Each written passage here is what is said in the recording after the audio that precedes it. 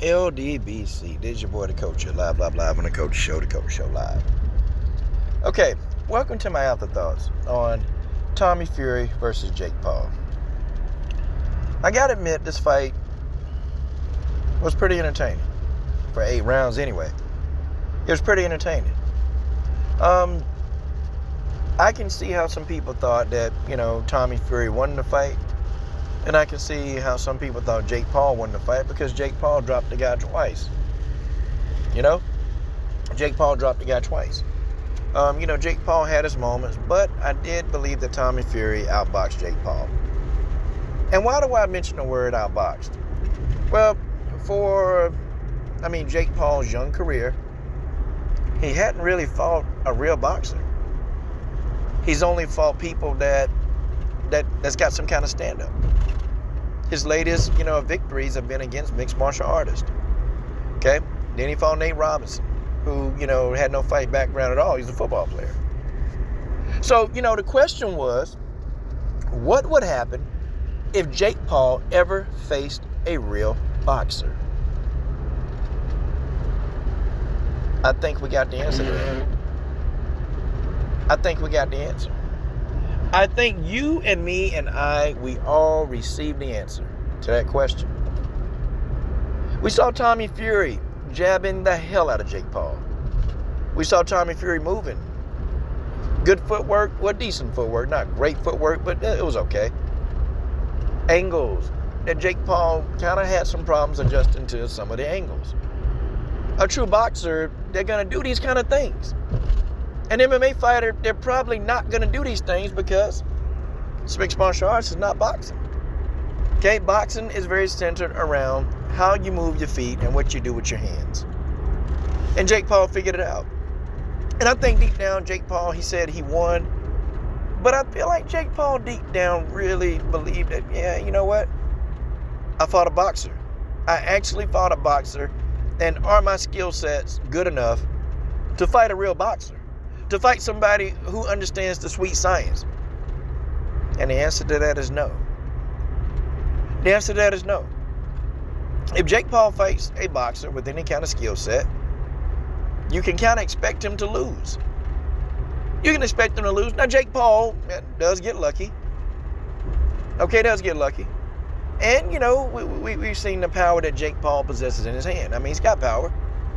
He can fight some. But Jake Paul has expressed interest in moving on to mixed martial arts. Now, will he have a chance in MMA? At first sight, you kind of think to yourself, well, no, not really. However, Jake Paul was, he was a pretty good wrestler coming out of high school. He was a damn good wrestler.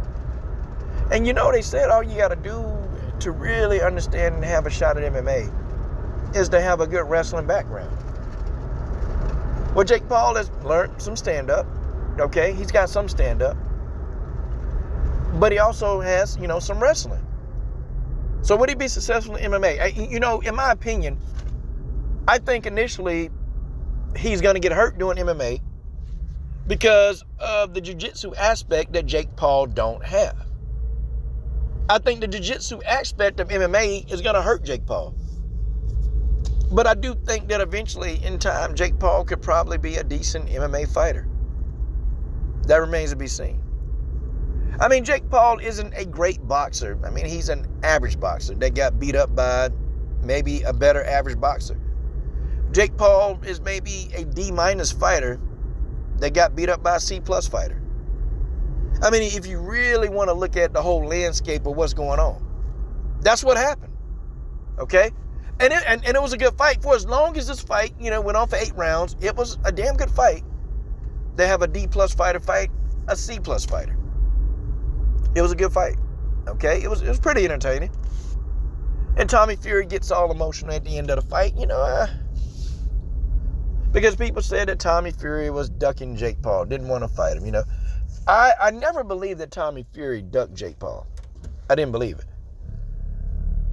But I just felt like he wasn't in a rush to fight Jake Paul. Because you got to understand the pressure on Tommy Fury. And that kind of pressure, it's a lot of pressure because you don't want to get beat by a Disney star. Like a guy that was making Disney movies and, doing all this other kind of, rinky-dink stuff. He was doing that stuff. This guy didn't know how to fight. He wasn't no fighter. Guy's a YouTuber, Disney star. So could you imagine now, Ben Askren, Tyron Woodley, and now Anderson Silva, they got dropped and beaten by a YouTuber. And I don't think Tommy Fury wanted that stigma attached to his name. I don't think he did. But he did get dropped by a YouTuber, but he beat the YouTuber. Okay, he beat the YouTuber. Jake Paul had 2 10-8 rounds, that convincingly so. Convincingly so, had 2 10-8 rounds. But I think Tommy Fury, for the most part of the fight, he outboxed Jake Paul. And I saw in parts of the fight in times where Jake Paul was confused. Jake Paul was trying to get out of the way, but, didn't quite have the head movement to evade Tommy Fury. Tommy Fury's putting together combinations. And I got to say, I just don't think Jake Paul was ready for that kind of a boxer.